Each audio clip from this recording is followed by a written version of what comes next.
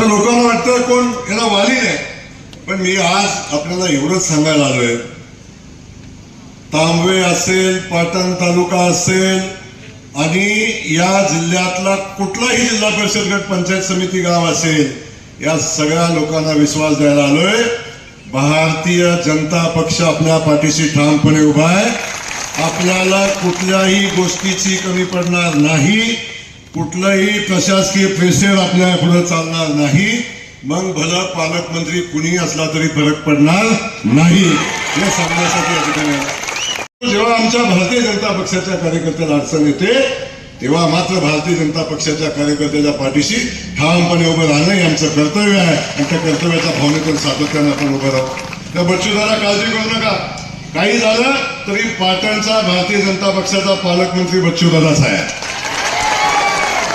काम कसलंही काम, तलाठी असेल, कोतवाल असतील, ग्रामसेवक असतील, बीडीओ असेल, तहसीलदार असेल, पोलीस स्टेशन असेल, कलेक्टर असेल, भारतीय जनता पक्षाचा कार्यकर्ता असला तर त्याला अडचण येऊन देणार नाही हा शब्द या निमित्ताने आपल्याला बिलकुल चिंता करू नका. सातत्याने मला माहिती आहे इथं काय होतंय, छोट्या छोट्या कार्यकर्त्याला दम देऊन, छोट्या छोट्या कार्यकर्त्याला अडचण आणून त्याला आणून ग्रामपंचायतीमध्ये सुद्धा लोकांना त्रास द्यायचं काम केलं जातं. आता इथून पुढे चालणार नाही.